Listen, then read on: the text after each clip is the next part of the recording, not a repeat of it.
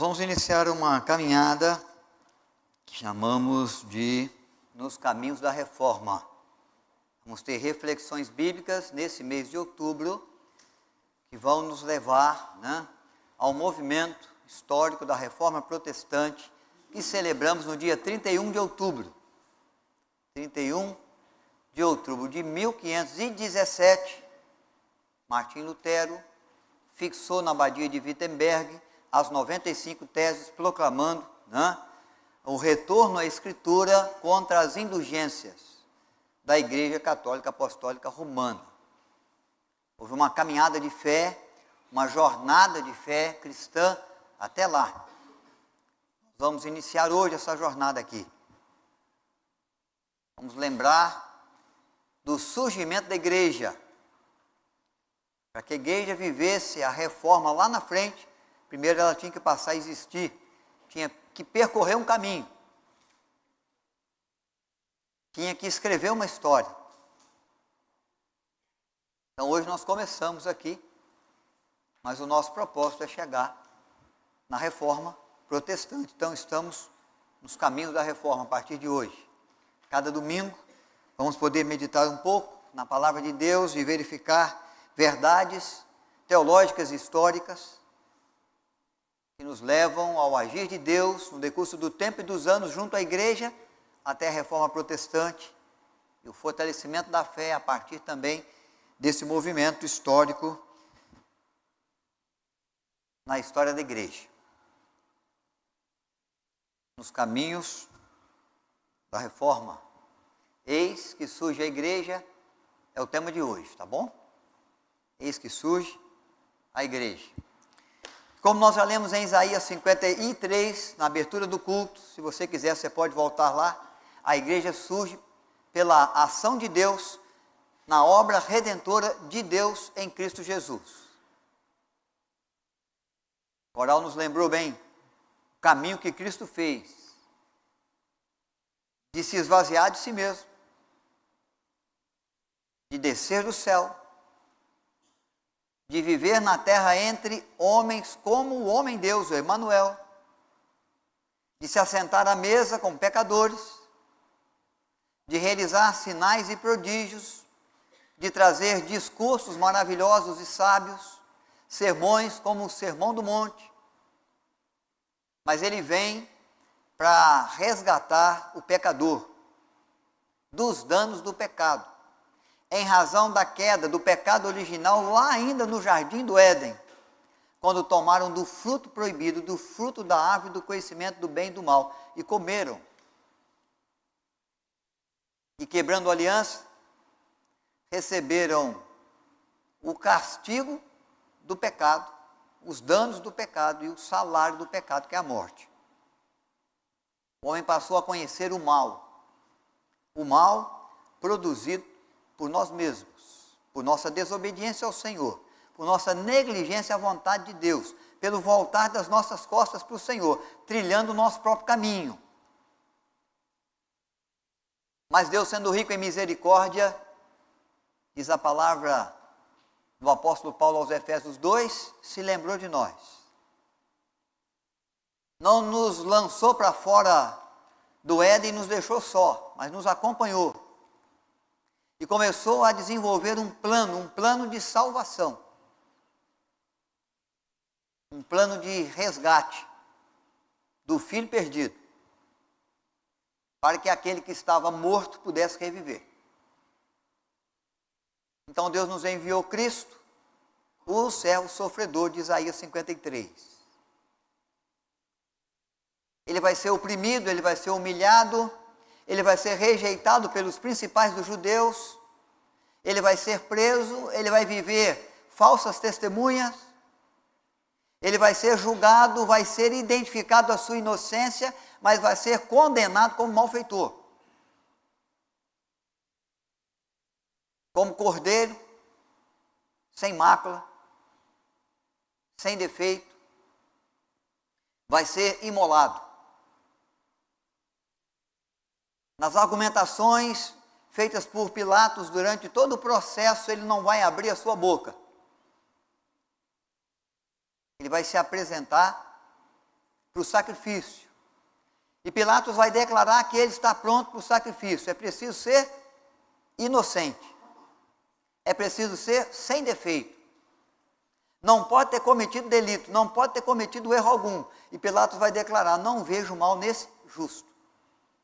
A ovelha muda, imaculada, sem defeito, que se apresenta para ser sacrificada pelo malfeitor, em favor do perdido, em favor do culpado. O alto preço que Deus está pagando para resgatar da morte e do inferno a sua igreja, os seus eleitos, seus servos e servas, seus filhos e filhas. E Cristo vai dar a sua vida por nós e vai verter o seu sangue para purificar o nosso pecado. E vai justificar as nossas culpas na vida que Ele dá, no sangue que Ele derrama, na sua entrega de amor na cruz do Calvário. Ele vem para perdoar pecadores. Por isso a sua primeira fala na cruz se volta àqueles que o crucificam, dizendo: Pai, perdoa-lhes porque não sabem o que fazem. Roga perdão.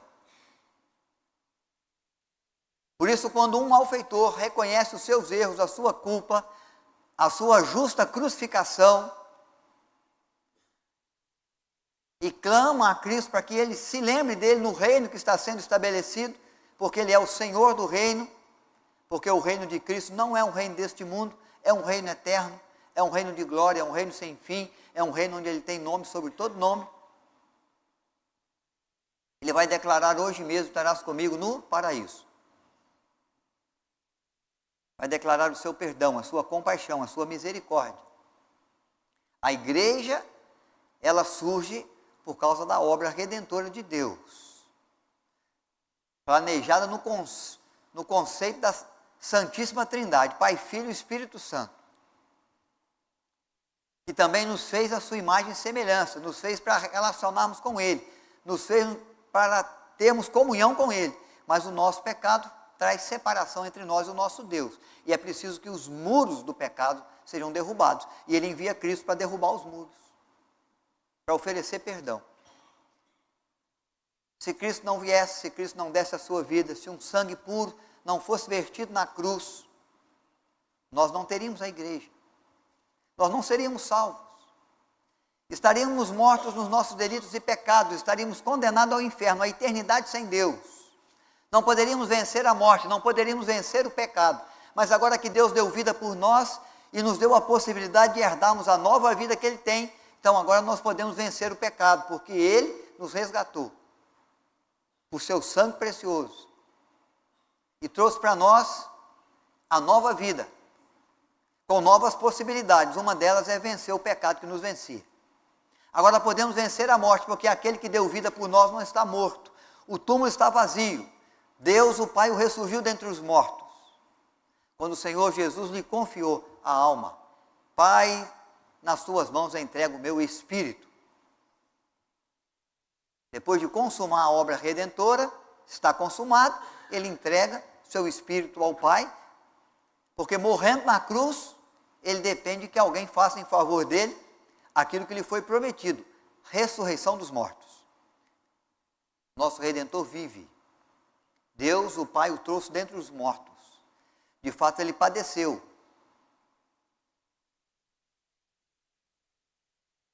Por ação de Pilatos, por ordem de Pilatos, padeceu sob o poder de Pôncio Pilatos, foi crucificado, morto, sepultado, desceu ao Hades, ficou ao controle da morte, no domínio da morte, mas Deus, o Pai, o trouxe dentre os mortos. E hoje o nosso Redentor vive, e na sua vida, na sua ressurreição, a garantia da nossa vida, da nossa ressurreição também. Os mortos ressuscitarão primeiro, quando Cristo vier, na sua segunda vinda, com toda a glória, para levar aos céus, como nós cantamos aqui com o coral, né? E para recebermos a herança preciosa da nova vida, do reinar da vida eterna com o Senhor. No novo céu, na nova terra, na nova Jerusalém, onde o pecado já não existe, onde a lágrima, a tristeza, a dor do luto não vai estar presente. Onde tudo vai se fazer novo para nós. onde esse corpo corruptível estará num corpo incorruptível. Vai herdar algo especial, algo precioso, para sermos glorificados, como glorificado é o nosso Salvador. Então a igreja surge da obra redentora de Deus em Cristo. Não há nada que eu ou que você tenhamos feito para que ela pudesse existir. Tudo foi feito por Deus. O agir é sempre de Deus. O amor é Deus que dá, o perdão é Deus que traz, a graça é Deus que manifesta. A vida foi o Filho de Deus, o Deus Filho, que se entregou por nós. Porque nós somos culpados e precisava um sangue inocente. O agir é de Deus, para que a sua igreja surja sobre a terra, no meio do reino das trevas, do reino que jaz no maligno. Deus levanta um povo seu, zeloso de boas obras, povo de propriedade exclusiva de Deus, uma nação santa, uma raça eleita. Eis que surge a igreja por obra redentora de Deus em Cristo Jesus. A obediência do Filho, o poder do Pai e a ação do Espírito Santo, o Deus do Espírito Santo, que nos convence da justiça, do pecado, do juízo, mas também nos convence de que Jesus é o enviado de Deus, o Filho de Deus que veio ao mundo para salvar o perdido, para salvar aquele que nele crê. Todo aquele que nele crê tem vida eterna. Herdando vida eterna, se torna um cidadão dos céus e se torna parte do corpo de Cristo. Nós chamamos também de igreja, de povo de Deus, de organismo vivo, levantado na terra, para que o nome de Deus seja glorificado e para que a mensagem de salvação seja proclamada, anunciada. Nos caminhos da reforma, nós começamos com o surgir da igreja, por ação, por obra de nenhum ser humano, por meio de nenhum ser humano,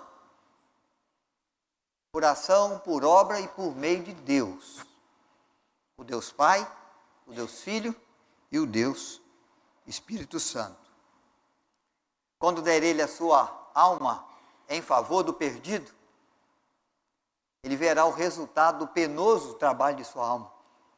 Vai contemplar a igreja, vai contemplar o homem pecador perdoado, vai encontrar a criatura, o caminho que leva a Deus, a possibilidade de se tornar filho de Deus, e Cristo vai contemplar a igreja, a minha vida, a sua vida, o meu louvor, o seu louvor, o meu serviço, o seu serviço, vai ficar satisfeito, vai dizer, valeu a pena, todo sacrifício, todo sofrimento, valeu a pena deixar os céus, assumir forma humana, se esvaziar, se humilhar, e agora estar exaltado, sabendo que se ergueu na terra um povo santo, zeloso de boas obras, um povo de Deus, um povo que crê, um povo que exerce fé salvadora, um povo que sai do estado de morto para vivo,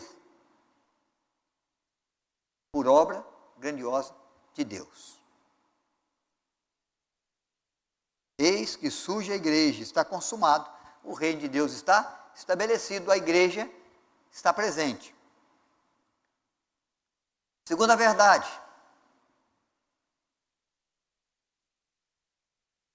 eis que surge a igreja e para a igreja uma missão. E aí eu quero que você abra a sua Bíblia, Mateus capítulo 28, verso 18 a 20, é um texto que você conhece muito bem, você que é cristão, você que é da igreja, você que está realizando essa missão gloriosa que nos foi confiada por nada menos do que o Senhor da igreja, que é Cristo. No Monte das Oliveiras, na ascensão de Cristo, reunido com ele aproximadamente 120 pessoas, os discípulos, homens e mulheres, que haviam acompanhado o seu ministério, que estavam crendo de que ele é o enviado de Deus para salvar. Estão contemplando agora as suas últimas palavras, recebendo as últimas palavras e vão contemplar o momento da sua ascensão. É o Cristo ressurreto, que já apareceu diversas vezes a diversas pessoas, mas que reúne os seus discípulos agora, para se despedir e para confiar-lhes uma missão. Então, se você já encontrou, você vai ler comigo, nós vamos ler juntos, verso 18 a 20, de Mateus, capítulo 28. Você encontrou aí? Poxa, então, deixa eu abrir também aqui para facilitar. É o ID, a missão gloriosa nos confiada, que nos é confiada por Deus. Vamos juntos? Jesus, aproximando-lhe, falou-lhes, dizendo: toda autoridade me foi dada no céu e na terra. Ide, portanto, fazei discípulos de todas as nações, batizando-os em nome do Pai, e do Filho, e do Espírito Santo, ensinando-os a guardar todas as coisas que vos tenho ordenado, e eis que estou convosco todos os dias, até a consumação do século. Uma missão nos é confiada. Se você vai para Atos, capítulo 1, você vai encontrar essa expressão de Cristo lá, numa ordenança de Cristo também, Atos capítulo 1, verso 8, mas recebereis poder, ao descer sobre vós o Espírito Santo, e sereis minhas testemunhas, tanto em Jerusalém, como em Judeia, em toda a Judeia e Samaria, e até os confins da terra. O Monte das Oliveiras está de frente para a cidade velha de Jerusalém. Em Jerusalém, Jesus Cristo foi crucificado. Em Jerusalém, os discípulos de Cristo são perseguidos. Tanto é que Pedro, há pouco tempo antes, poucos dias antes, havia negado ser um dos discípulos de Cristo por 3 vezes. Não conheço tal homem. Não sei do que você está falando. Nunca caminhei com ele. Não me identifico com ele, nem com seus ensinos. Os discípulos todos, diz o texto, enquanto a prisão, os açoites, a crucificação de Cristo, o acompanharam de longe. Há uma razão para isso. A perseguição aos discípulos de Jesus de Nazaré. O risco de serem presos também. O risco de serem mortos. Jerusalém não é o melhor lugar para ficar o discípulo de Jesus. Acabaram de dar fim no nosso mestre ali. Acabaram de crucificá-lo como malfeitor. Como um perturbador da ordem. Como, quem sabe, uma ameaça a César, o imperador romano. Porque era declarado que ele fosse o rei dos judeus. Mas Jesus confia à igreja uma missão e fala com eles: nós vamos começar essa missão. Vocês não vão começar longe daqui, vocês vão descer o monte, vocês vão atravessar o vale, vocês vão entrar na cidade de Jerusalém, vocês vão permanecer na cidade, até que sejais revestidos do poder do alto, do poder do Espírito Santo, para que possam fazer os discípulos, dando testemunho da sua fé. Nós vamos começar tudo aqui onde eles acham que tudo terminou. Porque quando é realizada a crucificação de Cristo, os judeus, os principais anciãos, Pilatos, os governantes romanos acreditavam o quê? Acabou. É o fim. Eliminamos mais um princípio religioso, mais uma liderança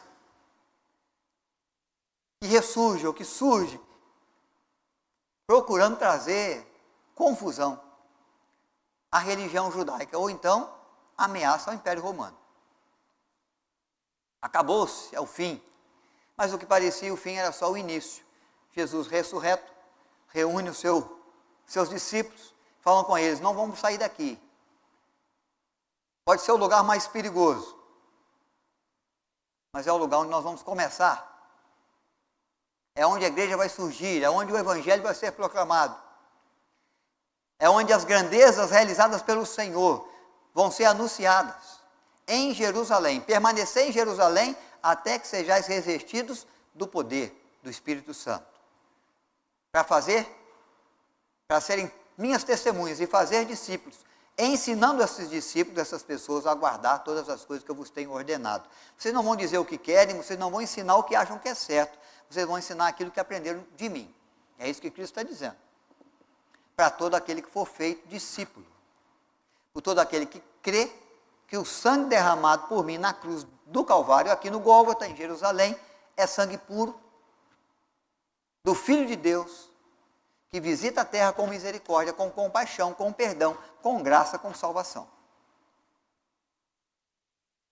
Atos dos Apóstolos vai dizer que eles então descem um monte, entram na cidade, se dirigem ao cenáculo. Os discípulos em Jerusalém, Atos capítulo 1, a partir do verso 12. Atos 1, a partir do verso 12. Então voltaram para Jerusalém, do monte chamado Olival, que dista daquela cidade quanto a jornada de um sábado. É bem pertinho. Quando ali entraram, subiram para o cenáculo, onde se reuniram Pedro, João, Tiago, André, Filipe, Bartolomeu, Mateus, Tiago, filho de Alfeu, Simão o Zelote, Judas, filho de Tiago. Todos estes perseveravam unânimes em oração, com as mulheres Maria, mãe de Jesus, e com irmãos dele. Eu falo aproximadamente 120, é o que revela o versículo 15. Parei no 14, se você quiser olhar aí, Pedro vai se levantar e vai ter o registro de Lucas, que é o autor de Atos, para dizer: se reuniam na assembleia, estavam junto ao cenáculo aproximadamente 120 pessoas.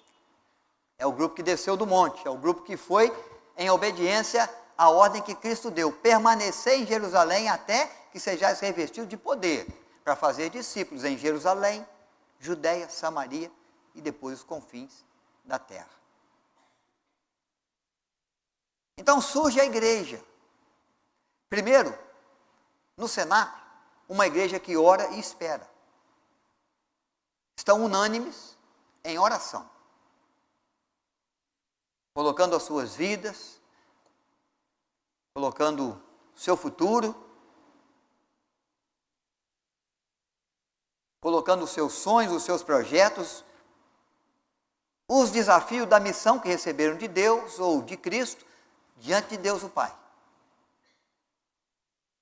Estão dentro de 4 paredes, estão no cenáculo. Uma igreja em oração. Jesus os ensinou a orar, em muitos lugares, muitas vezes, por um longo tempo, se for preciso, e eles estão fazendo isso. Estão em oração, uma igreja que ora, uma igreja que espera a promessa de Deus se cumprir. Espera com paciência, mas espera com confiança. Não redam pé de Jerusalém, os dias vão passando. Eles podem ser descobertos. Mas eles oram e esperam o cumprimento da promessa: permanecer em Jerusalém até que sejais revestidos do poder do Espírito Santo. A igreja comprada pelo sangue de Cristo, alcançada pela obra redentora do Deus triuno, é aquela igreja que apresenta características de oração e espera confiante. Os dias vão passar, da ascensão de Cristo até o dia de Pentecostes, Atos 2, 10 dias. 10 dias esperando e orando, no cenáculo, em Jerusalém. A festa de Pentecostes vem, Atos capítulo 2. A festa de Pentecostes é a festa da gratidão. Judeus de todas as regiões de Israel se dirigiam para Jerusalém para celebrar durante pelo menos uma semana, 7 dias. Eles iam ao templo, no templo eles iam expressar sua gratidão pelo resultado do trabalho de mais um ano. Colheitas abundantes, rebanhos que se multiplicaram, resultado bom no comércio, na compra e na venda, saúde da família, sua saúde pessoal. Há muito que agradecer pelos feitos de Deus. A festa de Pentecostes, a festa da gratidão. Deus reservou o momento da gratidão, a festa de Pentecostes, porque Jerusalém era uma cidade como Campos do Jordão de 50 mil pessoas, que no tempo de julho recebe 1 milhão, né? Israel vai receber gente de toda a parte de Israel, vai receber gente de toda parte do mundo, porque aonde tem gente, tem comércio. É hora de você vender a sua ideia, é hora de você vender a sua mercadoria, é hora de você lucrar. Faz uma festa em São José, você vai lá, está cheio de barraquinha, está cheio de gente vendendo coisa. Não se vendia apenas coisas, mas vendia também ideias, propostas. Não é algo que você podia defender pela rede social, como hoje. Tinha que ser no presencial mesmo, no conversa ao pé do ouvido. A cidade se abarrota de gente, a festa vai caminhando, a gratidão está acontecendo, mas Deus quer despertar o povo para algo maior que Ele fez, que não pode ser esquecido no momento da gratidão: a salvação do perdido. O amor de Deus revelado na cruz em Cristo. Porque nós não podemos agradecer a Deus a saúde da família e esquecer da saúde espiritual, com o alto preço que Ele pagou pela nossa culpa na cruz em Jerusalém, no Gólgota. O povo tem que ser lembrado. A grandeza de Deus maior não foi a multiplicação dos recursos no cofre, não foi a robustez do rebanho, não foi o campo cheio de colheita onde se entulhou bastante coisa nos celeiros. É a graça de Deus que se manifestou para alcançar o perdido, para trazer vida para quem está morto, para que a igreja pudesse se levantar, o povo de Deus pudesse se erguer na terra, como sal da terra e luz do mundo. Então, no dia de Pentecostes, há uma semana de festa, mas tem um dia do feriado, tá bom? No dia de Pentecostes, o Espírito Santo de Deus desce sobre os irmãos e as irmãs lá no cenáculo. 120 pessoas aproximadamente, uma língua de fogo pousa sobre a cabeça de cada um deles. Eles estavam com receio, estavam aguardando o cumprir da promessa para iniciar, a missão que Deus está lhes confiando. A solução é Jesus, mas agora o instrumento para proclamar a solução de Deus ao mundo, que é Jesus, é você. E eles saem do cenáculo e ganham as ruas, e ganham as praças, proclamando as verdades de Deus em idiomas que eles não sabiam falar, mas que por ação do Espírito de Deus, sobrenaturalmente, miraculosamente, estão proclamando agora. Atos capítulo 2. Verso 1, ao cumprir-se o dia de Pentecostes, estavam todos reunidos no mesmo lugar, de repente veio do céu um som como um vento impetuoso, e encheu toda a casa onde eles estavam assentados. E apareceram distribuídas entre eles línguas como de fogo, pousou uma sobre cada um deles, todos ficaram cheios do Espírito Santo, o cumprimento da promessa. E passaram a falar em outras línguas, segundo o Espírito lhes concedia que falasse. Ora, estavam habitando em Jerusalém judeus, homens piedosos, vindos de todas as partes, de todas as nações debaixo do céu. Quando, pois, se fez ouvir aquela voz, afluíram multidão que possuiu-se de perplexidade, porquanto cada um os ouvia falar na sua própria língua. Estavam, pois, atônitos, se admiravam, dizendo: vede, não são porventura galileus? Mal sabem falar a própria língua? Fala um grego caipirão de tudo? Vede, não são porventura galileus todos esses que aqui estão falando? Como os ouvimos falar, cada um na nossa própria língua materna? Somos pardos, medos, elemitas, naturais da Mesopotâmia, Judéia, Capadócia, Ponto, Ásia, da Frígia, da Panfilha, do Egito e das regiões da Líbia, nas imediações de Cirene, e romanos que aqui residem, tanto judeus como prosélitos, cretenses e arábios. Como ouvimos falar em nossas línguas, ou próprias línguas, as grandezas de Deus.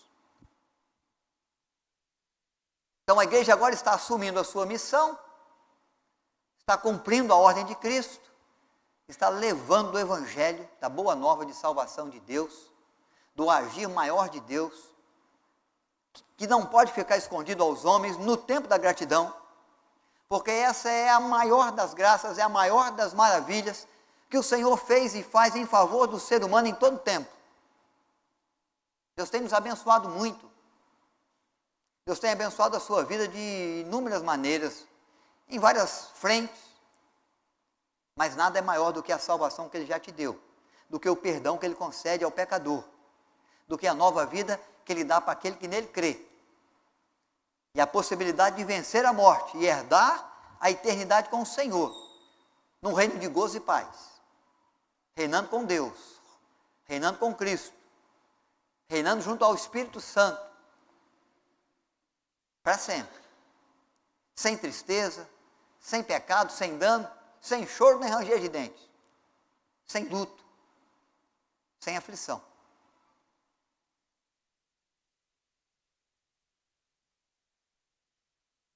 Uma igreja que surge em razão da obra redentora, mas que vem para cumprir o seu propósito e a sua missão. Fazer discípulos de todas as nações, começando os judeus. Quase 3.000 almas se convertem. Quando Pedro toma a palavra e diz que o Cristo crucificado em Jerusalém é o enviado de Deus, o Messias prometido, e veio salvar o perdido. E o sangue que ele derramou é sangue que nos purifica de todo pecado. E aquele que tem pecado começou a se perguntar, e todos nós temos, né? O que nós vamos fazer então? E ele vai dizer, crê em Cristo, crê em Jesus, o enviado de Deus será salvo. Quase 3.000 pessoas se rendem à boa nova do Evangelho, reconhecem em Jesus a obra redentora de Deus, que faz de nós filhos e herdeiros do seu reino, que traz perdão para o pecador, que traz vida para aquele que está morto. A igreja cresce. Uma missão está sendo realizada. Eis que surge a igreja, cumprindo a sua missão, porque ela ora, ela espera o cumprimento da promessa, ela sai e proclama o Evangelho. Agora o instrumento sou eu. Deus começa tudo com Ele mesmo, mas Ele confia essa missão, esse propósito na minha mão e na sua. Na mão dos servos bons e das servas fiéis, que oram, que esperam com paciência e confiança o cumprir das promessas, e que ao receber da graça e do poder de Deus, sai e proclama, ganha as ruas, sem timidez, sem temor. Onde está o temor? Se foi, pelo poder. E onde está o capacitar, trazendo para mim aquilo que eu não tenho, porque eu falo, às vezes, eu não sei falar, eu não sei proclamar, eu não sei anunciar o Evangelho. Quem faz com que anunciemos o Evangelho é o Espírito de Deus, não somos nós. Não é por nós mesmos, é por aquele que nós habita. A admiração do povo está aí, eles não sabiam falar a própria língua, e agora eles estavam proclamando as grandezas de Deus em cada língua materna, porque o Espírito Santo lhes concedia que falassem. É o capacitar do Deus Espírito que nós habita, que faz de nós testemunhas vivas, para sairmos com coragem e proclamarmos as boas novas do Evangelho, para que a igreja cresça. Então, eis que surge a igreja pela obra redentora, eis que surge a igreja com uma missão gloriosa de fazer discípulos, começa em Jerusalém, vai estender-se por Samaria, por Judeia, por Samaria, vai começar a ganhar os confins do mundo com as viagens do apóstolo Paulo, e continua ganhando os confins do mundo com a igreja que hoje existe, que sou eu e você. Caminho da reforma, a igreja se levanta na terra, as conversões vão se seguindo, e Deus vai acrescentando dia a dia os que vão sendo salvos.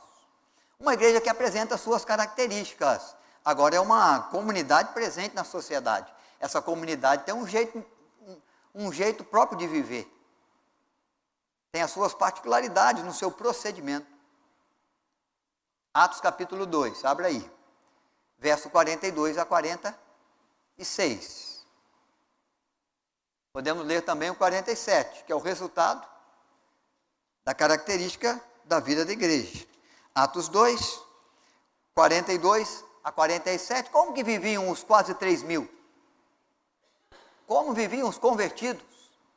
Como era a vida da igreja? A vida dos irmãos de fé? E perseveravam na doutrina dos apóstolos, e na comunhão, e no partir do pão, e nas orações. Em cada alma havia grande temor, muitos prodígios e sinais eram feitos por intermédio dos apóstolos. Todos os que creram estavam juntos, tinham tudo em comum, vendiam as suas propriedades e bens, distribuindo o produto entre todos, à medida que alguém tinha necessidade. Diariamente perseveravam unânimes no templo, partiam pão de casa em casa, tomavam suas refeições com alegria e singeleza de coração, louvando a Deus e contando com a simpatia de todo o povo. Enquanto isso, acrescentava-lhes o Senhor dia a dia os que iam sendo salvos. Bom, só para lembrar, a missão não acabou. Missões, tá? Ainda não está terminada. Está faltando até ali, para vocês verem que a obra está inacabada. Fazer discípulos de todas as nações, trabalho meu e seu. Mas a igreja cresce de maneira saudável, porque ela tem características muito abençoadoras aqui. Porque ela é o corpo de Cristo. E ela traz características que existem no seu Senhor. Características da igreja conforme esse texto aí. Como viviam os convertidos?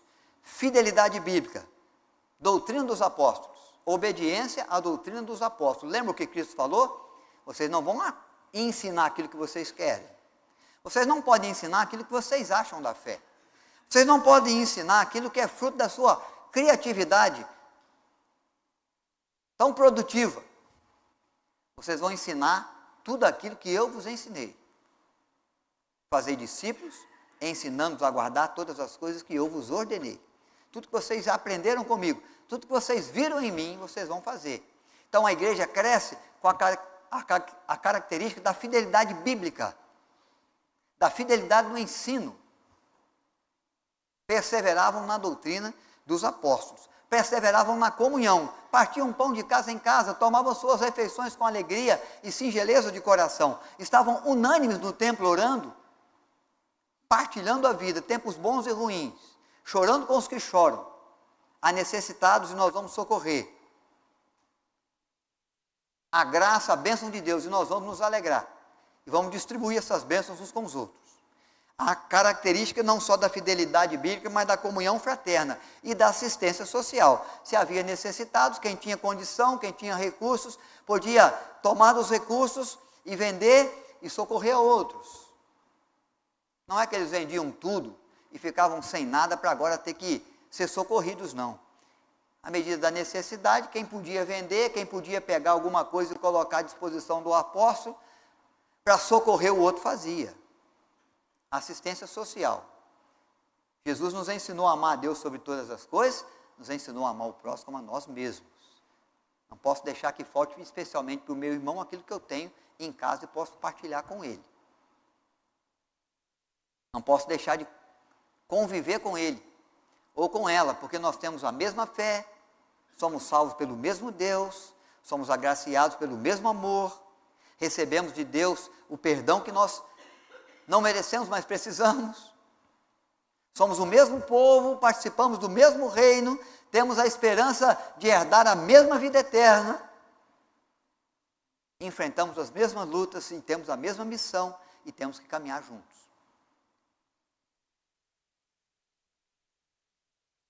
Com esse viver da igreja, eles alcançavam uma coisa que, se nós alcançarmos, vai ser muito comum e muito natural o crescimento da igreja, a simpatia dos de fora. Se alguém olhar para a sua vida e te ver como uma pessoa com quem ela quer conviver,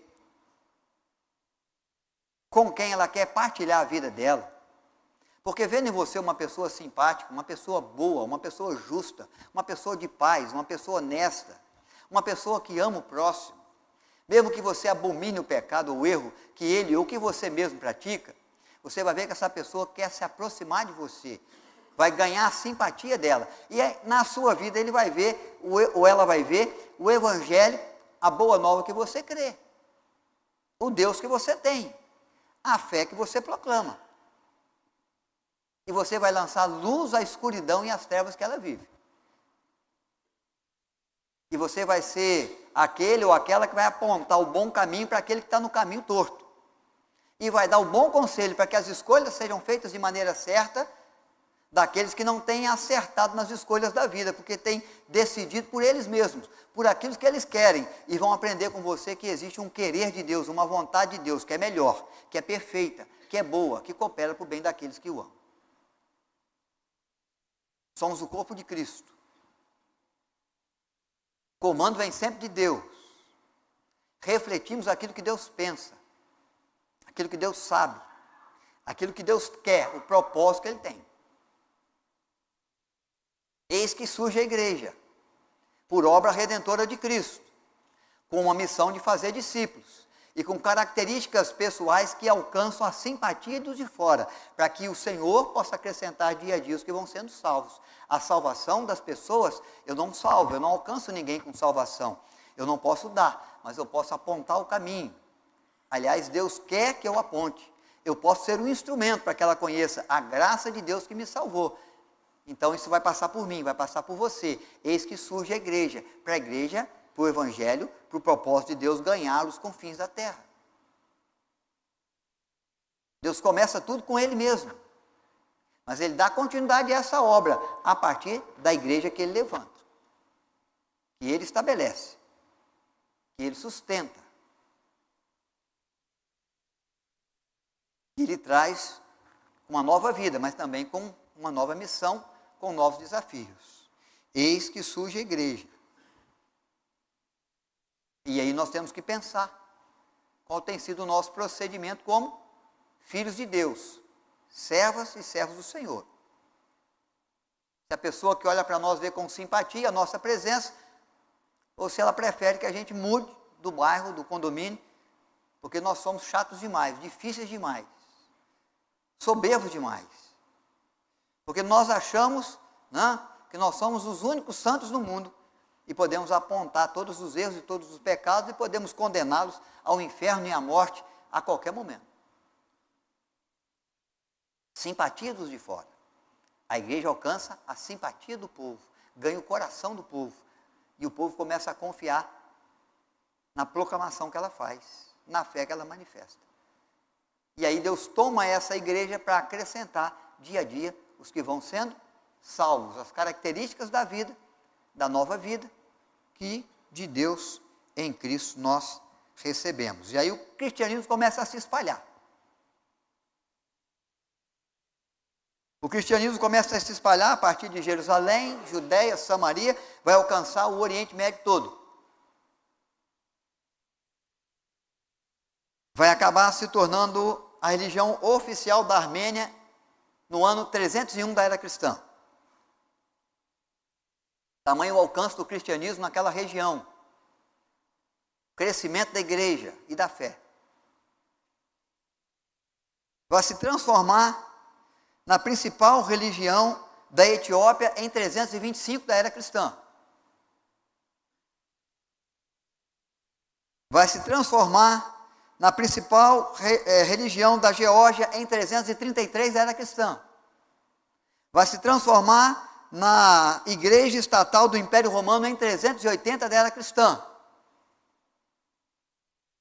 E até 380 da era cristã, sob perseguição, sob prisão e sob muita morte. Muitos mártires foram feitos, mas o Senhor acrescentou dia a dia os que iam sendo salvos. E a igreja ia se espalhando, ia crescendo, ia tomando corpo, ia tomando força. Não apenas em Jerusalém, Judéia, Samaria, mas nos confins da terra. A ponto do grande Império Romano proclamar em 380 que a igreja, que o movimento cristão se torna a sua igreja estatal, a religião do Império Romano. Então, meus queridos, essa é a primeira parte da nossa caminhada. Eis que surge a igreja. Porque Deus ama o pecador, embora Ele abomine o pecado, e agiu em nosso favor, com graça e com salvação em Cristo. Uma igreja que recebe a sua missão de fazer discípulos, ao receber de Deus a capacitação, o poder do Espírito Santo para percorrer as nações, as vilas, as tribos, com o Evangelho, com a graça de Deus, proclamando as grandezas de Deus que salva o perdido. Uma igreja que, por obra do Espírito Santo, possui características muito peculiares, muito particulares, que alcança a simpatia do povo, porque é amor de Deus puro. Amor a Deus, amor de Deus sendo revelado à humanidade, para atraí-los para o bom caminho, para o caminho da verdade, para o caminho da vida, para o caminho que está em Cristo, para o caminho que nos leva a Deus, para o caminho que promove vida em meio à morte.